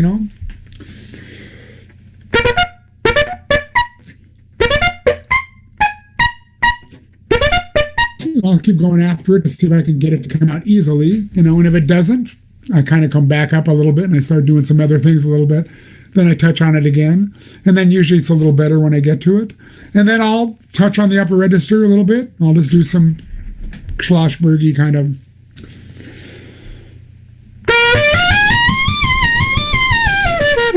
I'll do some things like that and go through all 7 positions, and maybe I'll go up to a high G, and maybe higher, maybe just depending on how I feel. And by the time I'm done with that, I'm kind of pretty warmed up. And then I may, just depending on what I'm doing, right now, I'm trying to solve some problems in the upper register of my trumpet. I can play the notes up there now, but they're in a different place since my cancer treatment. So if that makes sense, like accessing the notes is a little bit differently now for me.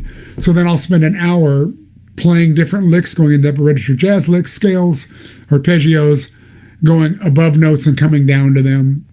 To explain, I said I was going to show one of my new weaknesses. So my high G, which used to be a really good note, has become a funny note for me and is in the falsetto of the trumpet now. It's above the break. And I can play it, but it's hard to access from below.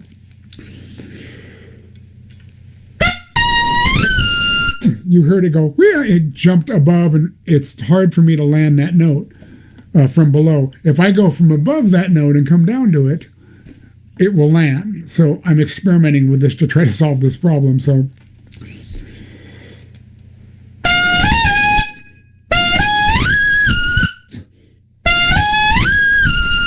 if I go above B flat and come down to G, it lands in a nice place. When I go from G below and come up, it has to get over the brick wall. So it's a problem I'm trying to solve. So I spent a lot of time practicing things like that. And it's not a very systematic approach at that point. It's more problem solving for me. I do some of the Bill Adams stuff, some articulation, endurance exercises. I do everything I practice with an endurance thing in mind, keeping the horn on the face for a long period of time. When I'm done, you also asked what books I'm working on. I mentioned I started playing out of the Scott Bell Flexibilities book, which is really great, they're really cool sounding flexibility things. And then also there's a book, this Dan Rosenboom, it's called The Boom Book, or a couple of things I've been just starting to access information out of. And I still look at Schlossberg, and I pull out the Arbin's book once in a while and start going through some things that get characteristic studies. And my stand back there, I have, what's behind this? I have Charlier number 14, which I'm always constantly working on, just so I work on my fingers a little bit. It's a really great etude, for the third finger. So those are the kind of things I do, and I mix it up. And when I'm working every day, rarely do I have time to practice as much as I'd like. So I basically spend most of my time in the studio getting really warmed up and getting ready for work. And then if I get beat up, I warm down. I play a lot of low tones, go down to the pedals, even with one lip in there. Just to get blood in the face. A lot of fluttering before I put the horn back in the case, if that answers your question. Jeff, you probably have a much thorough practice routine than I do, because you studied with Claude. And I always wish I would have studied with Claude, because, man, he was a wealth of information, and his approach to practicing was really, truly systematic. So the next question was, any specific suggestions for lower brass players? It's kind of the same information, but on a larger scale. You have a bigger target to access. Different schools have thought on that as well. Like Bill Watrous always buzzed all the notes up there and sounded beautiful. I've heard many trombone players say the exact opposite and explain this the way I'm explaining. There still has to be an aperture and a hole, whatever you're doing, or you get double buzzes and things like that. The trombone tends to be a little more forgiving because the target is bigger. You have to miss a note by further miss a note. Tuba even more so. I mean, you guys have your own problems, like we all do. But it's all still playing brass, and all the same rules apply in many ways. Let's see. Our breathing suggestions for low brass players. It would be the same suggestions. You take in the air necessary to meet the demand. On the tuba, I talked about air on the trumpet. On the tuba, it's going to take more air. On the bass trombone, it's going to take more air, right? The trumpet, you hit resistance sooner, so it doesn't take as much. So finding that balance on your instrument, and I see many great bass trombone players that look like they're hardly using any air. Like Bill Rockenbach, he just goes, man, and this great sound comes out. He doesn't sound like he's blowing real hard, How did you become a Yamaha artist and work with movie music? I became a Yamaha artist because Bob Malone, who designed this horn, is a good friend of mine, and we'd been talking about doing something like this for years. And some 20 years ago, we started going to it, and that's how that came to be. And it's interesting that my whole Yamaha family, these people are family to me, all over the world, in Japan, and in Canada, and in Germany, and it's been a great company to be involved with. I'm really proud to be involved with them, and we don't have a strict contract. I could walk away anytime I wanted, and they could say goodbye to me at any time. We have a contract, but it's more like a handshake. But I would never, why would I consider anything else? And I get I'm very spoiled, man. I get horns, and I get the chance to try these new things, and have access to all their great products as far as recording gear. My studio monitors, you can't see, are Yamahas. and my Yamaha headphones. That it's a lot of perks that come along with being a Yamaha artist. So it's really, really awesome. And then movie music, it's not a career that you really choose. It kind of have found me. I've been here my whole life. And as you become a better player, but it all, somebody has to hear you. The key is somebody has to hear you play and give you a shot. So that's why I always say, if somebody moves to LA, come take a lesson with somebody on your instrument that does that kind of work, and let them hear you play, because they may be in a position to recommend you if somebody can't make it. And that's how I got into the business. That's how I got started. Some of the older guard recommended me, and I got a chance. I got a chance to get in there, and it wasn't like my career discontinued. I got on some dates, and slowly, as I got older and people retired and passed away, I moved up the ranks. So that's how my career has been. I'm 63 now, and I'm still going at it here. So and then the last question is from, I don't know how you say this name, Asia, Aija. I'm sorry if I'm mispronouncing that. What is the best advice anyone gave you to stay in the game? Nobody ever had to tell me to stay in the game. This is what I've always wanted to do. From the first time I got attention for playing the trumpet, and somebody said, "Oh man, that sounds great," when I was a kid. I was like, "It does?" I was never good at anything. I was horrible in sports. And so when somebody, and then, I started getting a little better at this thing, and my ego was, developed an ego, but I've always loved playing, and nobody has ever, it's what I wanted to do my whole life. And it's been a tough struggle to get here and do what I do, and a little bit of fate and good luck was on my side as well, but it's been really pretty cool. All right, so there's no more questions on the board, it says. First of all, I want to thank Long and McQuaid for making this happen, and Matt for helping me with the technical stuff. Jeff Houghton from Yamaha for being such a great friend, and all my trumpet colleagues. I don't know who's out there. Michelle Lambert is out there, and Helen is here. I think I can't see you people or see your names or anything, and hopefully some of the other cats the Toronto cats are listening here, and a bunch of great players and great folks, and I can't wait till I can play with you all again and see you in person. So anyway, man, good luck with everybody, man. Keep up the good. If you have any questions, Matt, you feel free to share my email with anybody that might have a question they were afraid to ask or something. Just email it to me, and I'll try to get back to whoever it is. So on that happy note, thanks everybody, and have a great night. Take care.